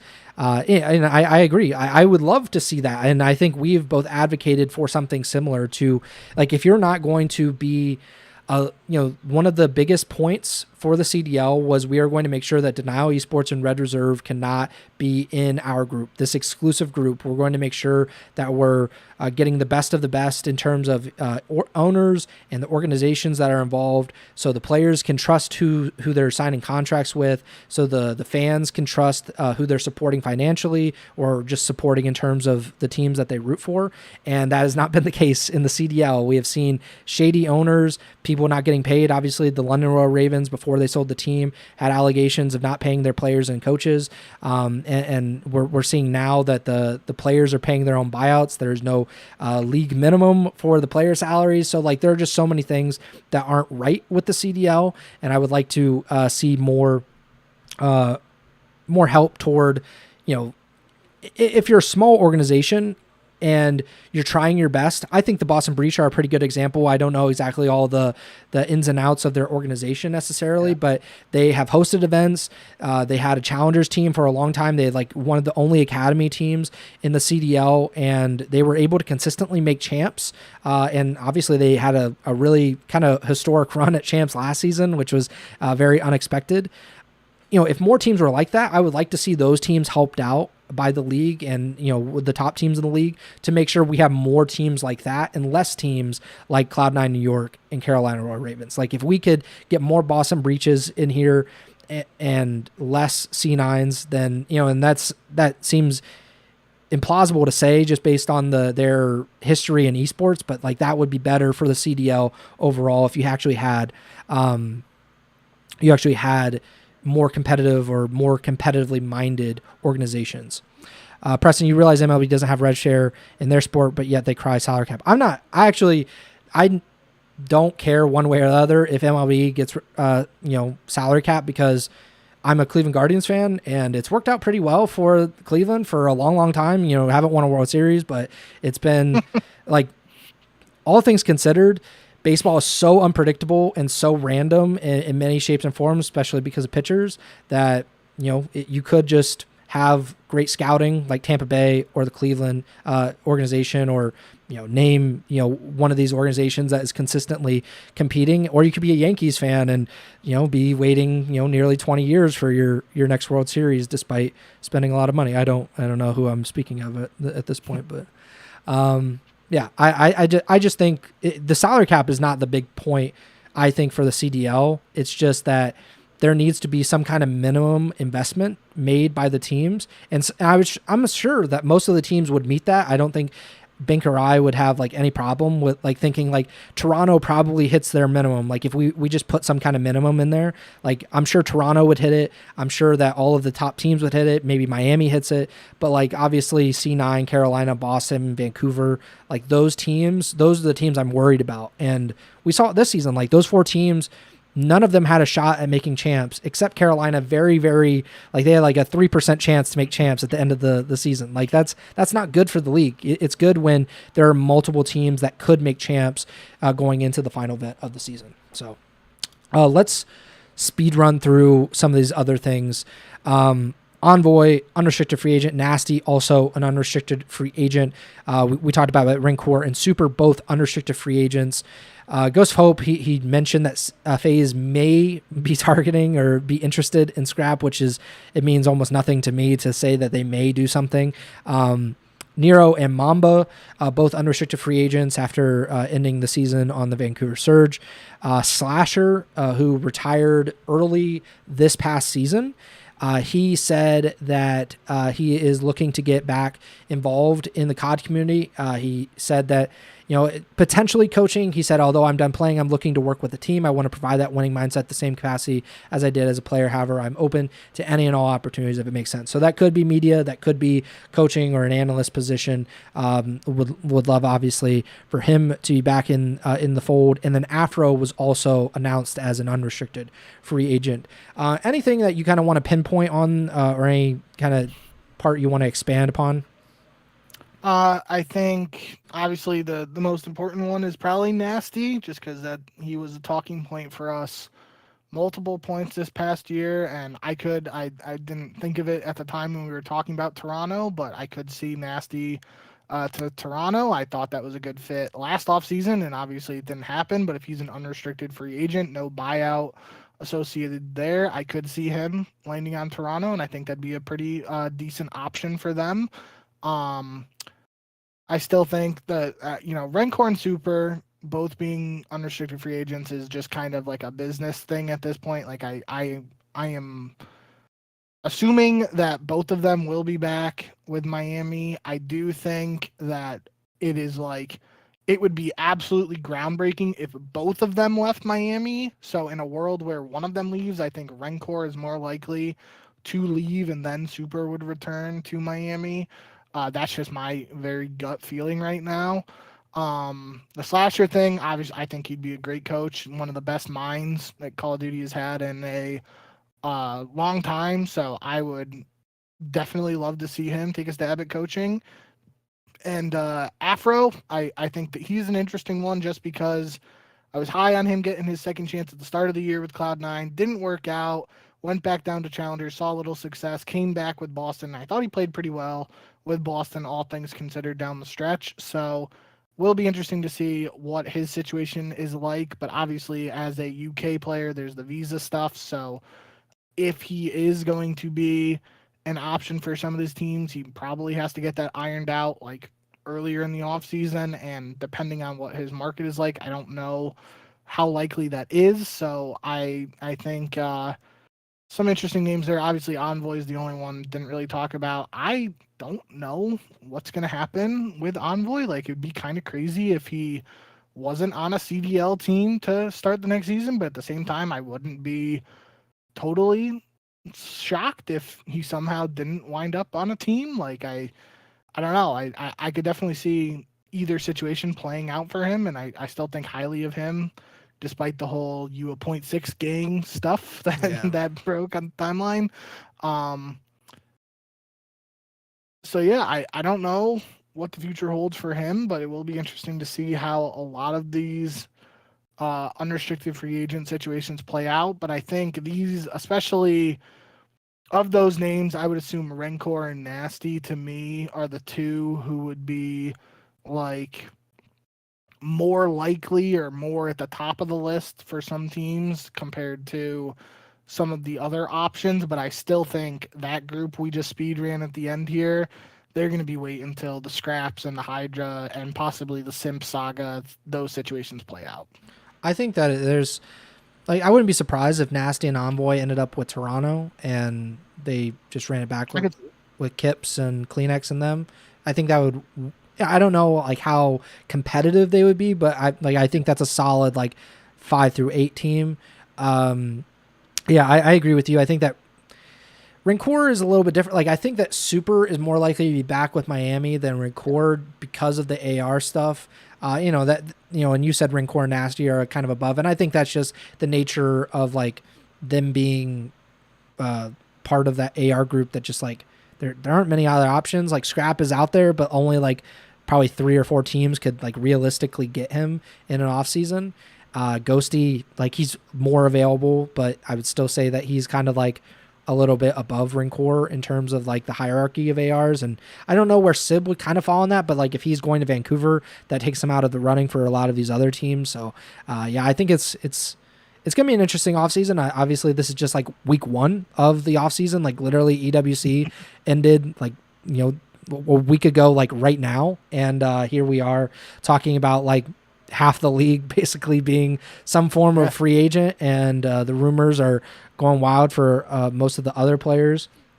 I also saw, I don't know who said it, but Rambo, I think is coming back as a coach, and obviously he's been out since having his kid. So happy to have him back. He's an interesting coach for a lot of teams. Like if FaZe were to part ways with their coaching staff because Simp leaves, I think he would fit in really nicely. Obviously, he has a connection with 04 and Abuza, or maybe not 04. I think he might 04 maybe, but Abuza certainly, because I remember they were with the Surge together.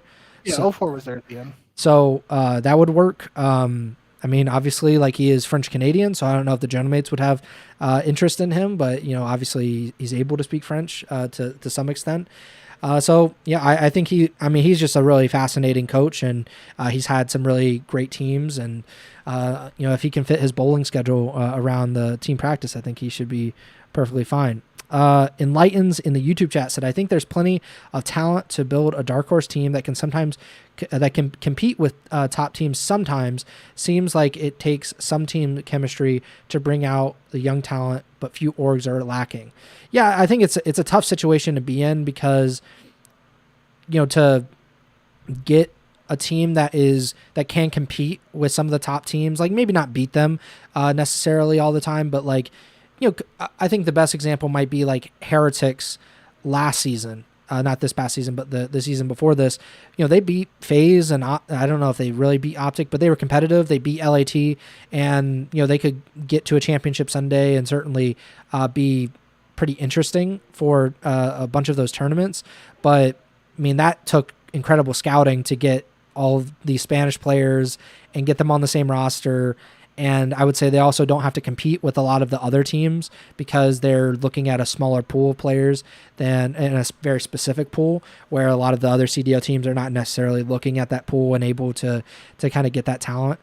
So it's really tough. I mean, even with the Surge last season, they had an incredible year, but they weren't able to keep them year over year, which is always pretty frustrating, I'm sure, for those teams. John Michael in the YouTube chat said, excited to see where Nep goes. Very weird situation. And Enlighten said Neptune is out for blood this season. Yeah, I think I would be, Bink said like there's thinks that there's a chance that he's not on a CDL roster. I think that is, certainly has a chance of happening. I would be very surprised just because there's so many CDL teams that need guys, and he at the top of his game is really, really, really talented and is a great player. And we saw his impact at the beginning of this season and certainly all throughout last season when he was with the Surge.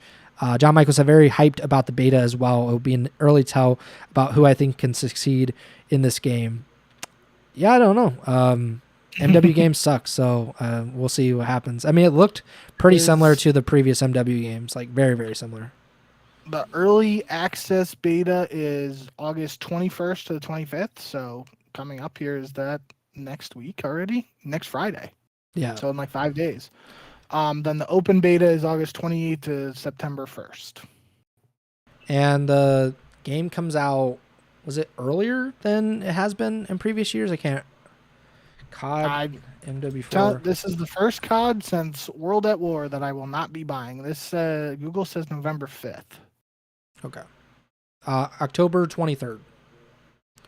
That's according to CallOfDuty.com. This gave me COD 4, not Modern Warfare 4. Yeah. So yeah, campaign early access October 16th for digital pre-orders, and then global launch date will be October 23rd. So a little bit earlier than it has been. I think we talked about that. It was like usually it's the last Friday of October, like the first Friday in November, but I think this is the second to last Friday in October. So we'll see. I mean, that's literally 2 months and a week away, so it's going to be a while. So we're going to have to feed off of those RosterMania rumors and notes, and also just whatever kind of early access beta stuff comes of it. But appreciate everybody that tuned in. We're almost at 2 hours, hour 45 or something like that. So it's been a long show, but we had a lot to talk about. Maybe on the next show we won't have nearly as much to talk about. But please like, subscribe, follow the podcast feed wherever you're listening or watching it on. We're on Apple Podcasts, Spotify, Amazon Music, as well as YouTube. You can watch the live stream and the VODs of the live stream on YouTube or Twitch. Please subscribe or follow both of those. We're at twitch.tv/Ego Chall Podcast. Again, I forgot to see if we hit 350 YouTube subscribers. So if you are, we did. Okay. So congratulations to us. Thank you guys for the support. We were at 349 subscribers the last time we ended the stream last week. But if you are watching or you're listening right now and you are not currently subscribed to us on YouTube, please go to YouTube and subscribe to the Ego Chall Podcast channel.